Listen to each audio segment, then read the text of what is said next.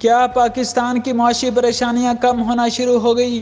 چینی بینک سے 50 کروڑ ڈالر قرضے کی رقم وصول۔ پاکستان کی معاشی پریشانیاں کم ہونا شروع ہو گئی ہیں۔ یہ وہ سوال ہے جس کا جواب آج کل ہر پاکستانی تلاش کر رہا ہے، لیکن اب لگتا ہے کہ آنے والے دنوں میں شاید اس کا جواب ملنا شروع ہو جائے، کیونکہ حکومت کو امید بندھ گئی ہے کہ IMF سے قرضہ بحالی پروگرام پر آئندہ ہفتے معاہدہ ہو جائے گا، اور اس کے ساتھ ساتھ مارچ کے آخر سے اپریل کے وسط تک روس سے سستا تیل بھی ملنا شروع ہو جائے گا۔ لیکن فوری خبر یہ ہے کہ چائنیز بینک ICBC نے پاکستان کے لیے 1 ارب 30 کروڑ ڈالر کی فنانسنگ سہولت کی منظوری دے دی ہے، جس کی پہلی 50 کروڑ ڈالرز کی قسط اسٹیٹ بینک کو موصول ہو گئی ہے۔ وفاقی وزیر خزانہ اسحاق ڈار نے سماجی رابطے کے پلیٹ فارم ٹویٹر پر جاری اپنے پیغام میں بتایا کہ چائنیز بینک ICBC نے تمام کارروائی مکمل ہونے پر پاکستان کے لیے 1 ارب 30 کروڑ ڈالر کی فنانسنگ رول اوور کرنے کی منظوری دے دی ہے۔ انہوں نے بتایا کہ پاکستان کو چائنیز بینک سے یہ رقم 3 قسطوں میں ملے گی۔ 50 کروڑ ڈالر کی پہلی قسط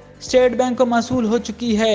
50 کروڑ ڈالر ملنے کے بعد ملکی زر مبادلہ کے ذخائر میں اضافہ ہوا ہے۔ قبل ازیں گزشتہ روز ایک پریس کانفرنس میں وزیر خزانہ نے کہا تھا کہ ملک کی معیشت کے لیے فنانسنگ بہت اہم ہے، کیونکہ ہمیں ادائیگی کے توازن کے بحران کا سامنا ہے۔ اسٹیٹ بینک کے پاس غیر ملکی ذخائر بمشکل 3 ہفتوں کی درآمدات کی باقی ہیں۔ انہوں نے بتایا تھا کہ پاکستان کو پہلے ہی چائنا ڈیولپمنٹ بینک سے 700 ملین ڈالر کا قرضہ مل چکا ہے، تاکہ اس کے زر مبادلہ کے ذخائر کو بڑھانے میں مدد ملے۔ انہوں نے کہا کہ پاکستان کا رواں مالی سال جون تک مالیاتی فرق کو ختم کرنے کے لیے 5 بلین ڈالر کی بیرونی فنانسنگ کی ضرورت ہوگی، جس کے لیے ہم کوشش کر رہے ہیں اور اس میں کامیابی بھی حاصل کریں گے۔ اسحاق ڈار کا کہنا تھا کہ IMF پروگرام کے بعد ہی پاکستان کو بیرونی فنانسنگ ملے گی، جو آئندہ ہفتے تک ممکن ہے۔